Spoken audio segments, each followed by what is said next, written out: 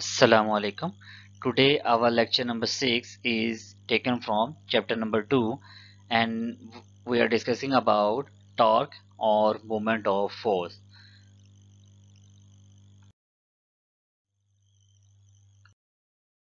तो अब हम चलते हैं अपने टॉपिक नंबर 2.9 टॉर्क और moment of force.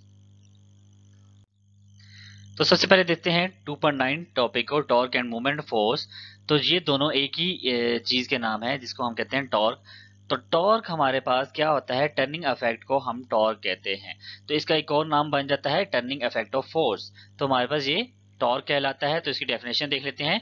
Turning effect produce in a body. एक बॉडी में कोई भी टर्न होता है, जिस तरह आपके पास कोई भी विंडो होगी, ठीक है, उसको आप बाहर की तरफ खोलेंगे या अंदर की तरफ खोलेंगे तो हमारे पास क्या होगा, वो टर्निंग इफेक्ट देगा एक फिक्स पॉइंट के अक्रॉस। ठीक है, इसमें एक शर्त होती है कि हमारे पास अबाउट अ फिक्स पॉइंट, एक फिक्स पॉइंट के अक्रॉस होनी चाहिए कोई भी रोटेशन। तो हमारे पास क्या होती है, वो टॉर्क प्रोड्यूस करना स्टार्ट कर देती है। जिस तरह अभी मैं बात करूं कि आपके पास क्लॉक है, तो क्लॉक में भी आपके पास जो उसकी नीडल्स होती हैं वो भी एक फिक्स पॉइंट के इर्द गिर्द घूम रही होती हैं। तो उसमें आप देखेंगे कि टॉर्क प्रोड्यूस होता है जिसको हम क्लॉक वाइज टॉर्क कहते हैं। ठीक है, तो उसके रेफरेंस से हम लेते हैं कि वो क्लॉकवाइज टॉर्क है। तो एंटी क्लॉकवाइज क्या होगा कि वो ऑपोजिट टू डेट क्लॉक, तो हमारे पास वो होगा एंटी क्लॉकवाइज टॉर्क। तो यहाँ पे हमारे पास मेन याद करने की चीज है कि हमारे पास फिक्स पॉइंट होना चाहिए। ठीक है, ना कि अगर किसी चीज को मैं एक सर्कल में मूव कराना स्टार्ट कर दूं तो वो सर्कुलर मोशन हो जाती है, ना कि रोटेशनल मोशन। तो हमने टर्निंग इफेक्ट देखना है किसी भी बॉडी का अराउंड अ फिक्स पॉइंट। तो applied force is called torque कहलाता है और इसका एक और नाम है मोमेंट ऑफ फोर्स। ठीक है, क्योंकि यहाँ पे रोटेशन होती है फोर्स की वजह से, इस वजह से हम इसको कहते हैं मोमेंट ऑफ फोर्स। तो अब हम चलते हैं इसकी एक्सप्लेनेशन की तरफ। तो एक्सप्लेनेशन में देखेंगे the applied force F is generally can act at an angle theta with respect to the position vector r locating the point application of the force। तो हमारे पास क्या होगा कि हमने यहाँ पे जनरली एक एफ कंसीडर करना है जो कि फोर्स अप्लाई की जा रही होती है किसी भी बॉडी पे। और जब वो फोर्स अप्लाई होती है तब हमारे पास एक एंगल चेंज होता है। तो एंगल चेंज होने की मतलब क्या हुआ कि उसकी पोजीशन चेंज हो रही है with respect to some distance R. ठीक है, तो हम एक डिस्टेंस आर ले लेते हैं जिसको हम मोमेंट आर्म कहते हैं, मोमेंट ऑफ आर्म कहते हैं। तो वो हमारे पास आर होता है। तो वी डिफाइन द टॉर्क, तो हम डिफाइन करते हैं टॉर्क को बाय आर क्रॉस एफ। जिस तरह अभी हमने पढ़ा था क्रॉस प्रोडक्ट यूज किया था, तो यहाँ पे भी हम क्रॉस प्रोडक्ट यूज कर रहे हैं जो कि tau equal to R cross F. ठीक है, जिससे हमें पता चलता है कि जो मोमेंट आर्म है उसको मल्टीप्लाई किया जाए फोर्स जो कि अप्लाई की जा रही है, तो हमारे पास क्या प्रोड्यूस होता है, टॉर्क, जिसको हम टर्निंग इफेक्ट कहते हैं। लेकिन ये हमारे पास तभी प्रोड्यूस होगा जब हमारे पास कोई ऑपोजिट या एक्सटर्नल फोर्स ना लग रही हो। तो हमारे पास क्या होगा कि ये जो सी फोर्स है ये तो अप्लाइड फोर्स है जो कि हम यहाँ पे अप्लाई करेंगे एक ही डायरेक्शन में। अगर इसके ऑपोजिट डायरेक्शन में कोई और फोर्स अप्लाई हो जाएगी तो हमारे पास टॉर्क वो इफेक्ट रिड्यूस हो जाएगा, जिसकी वजह से हम टर्निंग इफेक्ट को प्रॉपर हासिल नहीं कर सकते। तो ये हमारे पास वेक्टर क्वांटिटी है। जिस तरह मैंने पहले ही बताया था कि क्रॉस प्रोडक्ट में कि आपके पास जब क्रॉस प्रोडक्ट यूज किया जाता है तो दो वेक्टर को आपस में मल्टीप्लाई किया जाता है। जब दो वेक्टर आपस में मल्टीप्लाई होंगे और एक वेक्टर ही आंसर देंगे तो हमारे पास उसको कहते हैं वेक्टर क्वांटिटी। तो इसका यूनिट अगर देखा जाए तो यूनिट होता है न्यूटन पर मीटर। न्यूटन पर मीटर मतलब क्या होगा, न्यूटन मीटर, जो कि टॉर्क इक्वल टू न्यूटन, यहाँ पे आपके पास फोर्स का यूनिट हो जाता है और मीटर आपके पास डिस्टेंस का यूनिट होता है। तो न्यूटन मीटर आपके पास टॉर्क का यूनिट यहाँ पे बनता है। तो डायग्राम के थ्रू अगर एक्सप्लेन की जाए तो ये हमारे पास फिक्स पॉइंट है जिसको हम फिक्स पॉइंट कहते हैं, रिजिड पॉइंट। इस पॉइंट के अक्रॉस जहां पे अगर मैं फोर्स लगाता हूँ इस डायरेक्शन में perpendicular to the moment arm या टू दी सरफेस, ठीक है, हमेशा परपेंडिकुलर अप्लाई की जाती है ये फोर्स। तो परपेंडिकुलर अप्लाई करेंगे तब ये क्या करेगा, यहाँ से रोटेशन करना स्टार्ट करेगा और रोटेशन की डायरेक्शन इस डायरेक्शन में है। तो इसको हम कहते हैं एंटी क्लॉकवाइज रोटेशन। ठीक है, क्या कहते हैं, एंटी क्लॉकवाइज रोटेशन। और एक और चीज इसमें देखने की है कि हमारे पास टॉर्क की डायरेक्शन क्या होगी, क्योंकि डायरेक्शन हमारे पास जो रोटेशन की है वो इस डायरेक्शन में है, तो हमारे पास जो राइट हैंड रूल है उसको कर्लिंग फिंगर अगर देखी जाए तो कर्लिंग फिंगर की डायरेक्शन भी यही बनेगी। तो कर्लिंग फिंगर की डायरेक्शन ये बनेगी, तो हमारे पास जो थंब है वो डायरेक्शन ऑफ टॉर्क रिप्रेजेंट करता है जो कि अपवर्ड होगा। अगर इसके ऑपोजिट क्लॉकवाइज मूव किया जाए तो हमारे पास डाउनवर्ड मोशन होती है, तो हम उसको नेगेटिव एज अ कंसीडर कर रहे होते हैं। तो एंटी क्लॉकवाइज हमारे पास पॉजिटिव कंसीडर होता है। तो हम यहाँ पे देखते हैं कि जो डिस्टेंस है, ठीक है, वो मोमेंट आर्म होता है। तो यहां तक था हमारा टॉर्क, जो कि हमने टॉर्क देखा, टॉर्क को एक्सप्लेन किया, जो कि मूवमेंट ऑफ फोर्स ही होता है। तो with the help of diagram तो हम देखते हैं, जो कि आपकी प्रैक्टिकल एक डायग्राम यहाँ पे गिवन है, तो इसके थ्रू हम इसको अच्छे से समझने की कोशिश करते हैं कि ये असल में एक्ट कैसे कर रहा होता है। जब हम बात करते हैं मूवमेंट आर्म की, तो मूवमेंट आर्म आपके पास क्या होता है, जो कि जिस पॉइंट पे आपके पास फोर्स लग रही है, ठीक है, वहां से लेके जिस पॉइंट पे फोर्स अप्लाई की जा रही है, जिस पॉइंट पे जो फोर्स है वो अप्लाई हो रही है, वो पॉइंट वहां से लेके जहां पे अप्लाई की जा रही है फोर्स, तो हमारे पास क्या होता है, उसको वहां तक डिस्टेंस हमारे पास आर होता है, जिसको मूवमेंट आर्म कहते हैं। तो इसी तरह जब मैं फोर्स परपेंडिकुलर ड्रॉ करता हूँ, तो आप देखेंगे यहाँ पे परपेंडिकुलर ड्रॉ कर दिया, ठीक है।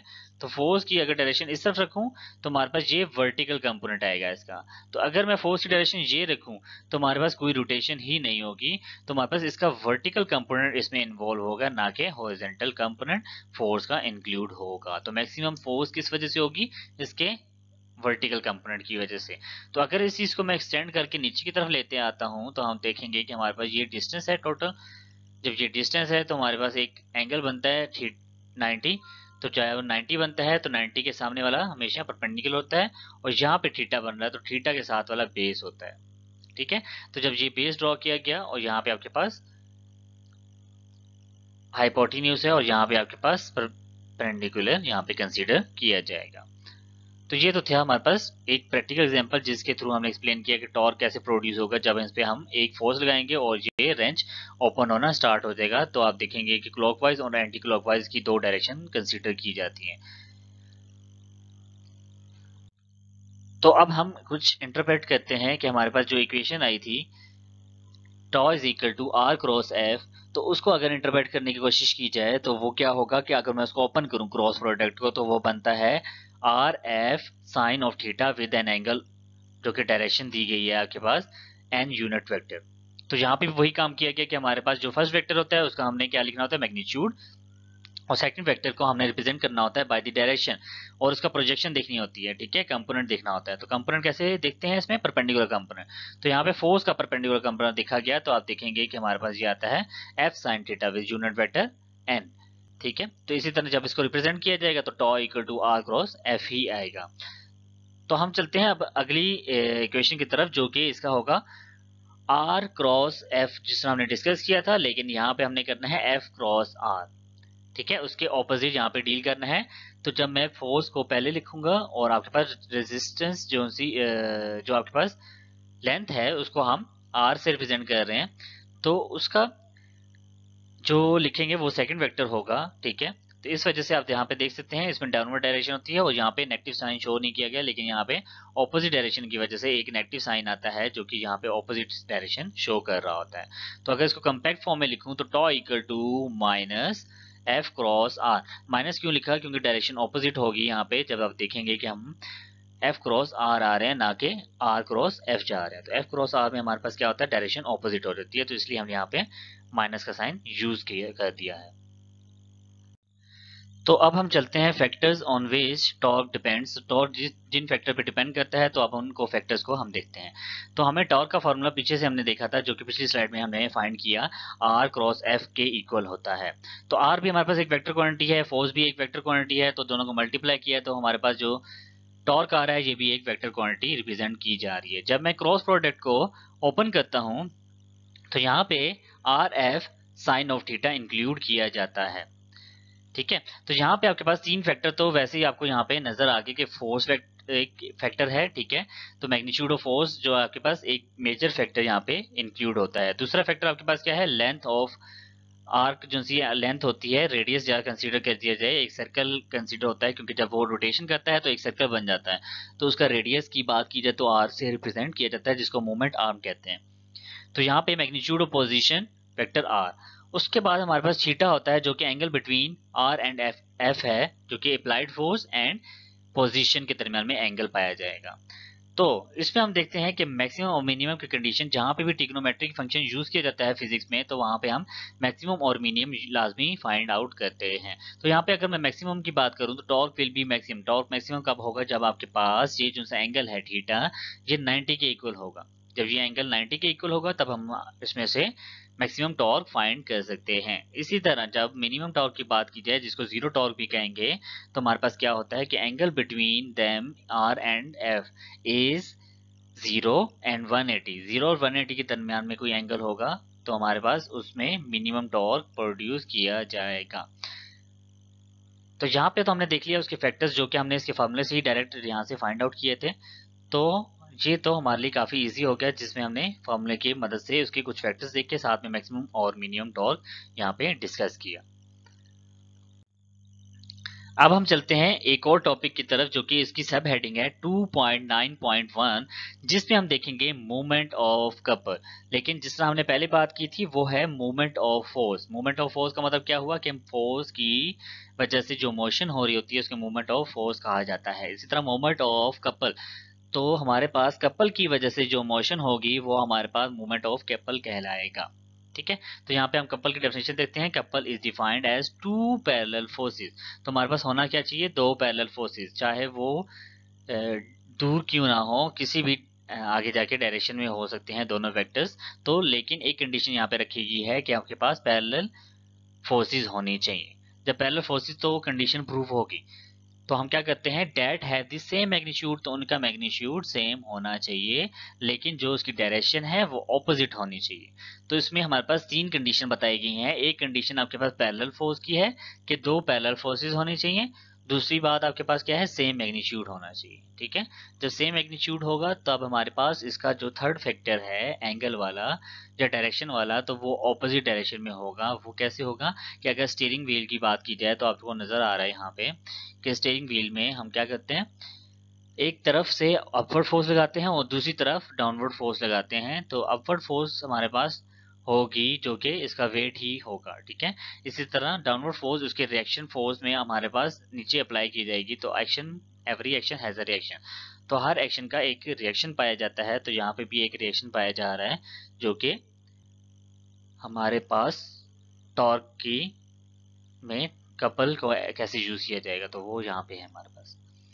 इसी तरह हम देखते हैं इसमें कि हमारे पास एफ ए जो माइनस एफ की इक्वल है और एफ बी जो कि एफ की इक्वल है। वो कैसे पता चल रहा है कि आपके पास जो एफ ए है, ठीक है, वो हमारे पास डाउनवर्ड डायरेक्शन में है, तो हम उसको नेगेटिव लेंगे, तो इसलिए हमने यहाँ पे माइनस साइन यूज किया। और इसी तरह एफ बी की बात की जाए तो एफ बी में हमारे पास क्या होता है कि वो पॉजिटिव वैल्यू देता है, तो इस वजह से हमने ये चीज डिस्कस की। तो उसके बाद आप देखेंगे कि ए क्रॉस एफ ए प्लस, हमने टोटल जब टॉर्क निकालना होगा तो इन दोनों को ऐड अप करना होगा और फिर इन दोनों को इन पे जजमेंट करनी होगी। तो आप देखेंगे कि हमारे पास tau equal to R A cross F A, फिर plus F R B, torque of F, ठीक है, जो कि यहाँ पे प्रोड्यूस किया जा रहा है with the help of force F B. तो यहाँ पे हमारे पास दो टॉर्क प्रोड्यूस हो रहे हैं। ठीक है, तो अगर मैं इनमें से आप देखेंगे कि हमारे पास जो डिस्टेंस होगा, ठीक है, डिस्टेंस तो यहाँ पे इक्वल ही रहेगा। तो डिस्टेंस को अगर मैं A R into R B कर लूँ और फोर्स भी हमारे पास इक्वल है, जो कि इक्वल मैग्नीट्यूड यहाँ पे शो किया गया है। तो जब फोर्स इक्वल है तो मैग्नीट्यूड इक्वल है, तो फोर्स को यहाँ से मैं कॉमन ले लेता हूँ विद नेगेटिव साइन। तो आपका क्या होगा कि tau equal to R P minus R A into F. तो हम क्या करते हैं, टॉर्क को माइनस कर देते हैं, जो कि टॉर्क प्रोड्यूस हो रहा है फोर्स की वजह से, तो उसको माइनस किया जाता है विद बी। तो हमारे पास ये आ गया कपल, मूवमेंट ऑफ कपल का फार्मूला रिलेशनशिप, जिसमें हम फाइंड कर सकते हैं कि अगर मूवमेंट ऑफ कपल फाइंड करने के लिए कहा जाए तो हम क्या करते हैं कि ये फार्मूला हमने यूज करना है और इसकी वजह से हम फाइंड आउट कर सकते हैं। यहाँ तक था आपका आज का लेक्चर, जिसमें हमने पढ़ा कि आपके पास वेक्टर प्रोडक्ट क्या होता है, वेक्टर प्रोडक्ट का आपस में रिलेशनशिप क्या है, ठीक है, और टॉर्क के बारे में हमने डिस्कस किया कि टॉर्क क्या होता है। तो टॉर्क हमारे पास अभी बताया है कि टर्निंग इफेक्ट को कहते हैं। टॉर्क हमारे पास अगर होगा, ठीक है, तभी हमारे पास टर्निंग इफेक्ट प्रोड्यूस होगा। और अगर फोर्स हमारे पास होगी तो टॉर्क होगा, फोर्स नहीं होगी तो टॉर्क प्रोड्यूस नहीं हो सकता। तो ये इनडायरेक्टली बात है। तो नेक्स्ट ऑन मूव कर। तो आज का लेक्चर हमारा यहीं था। तो उम्मीद है कि आपको आज का लेक्चर अच्छे से समझ आया होगा। Thank you.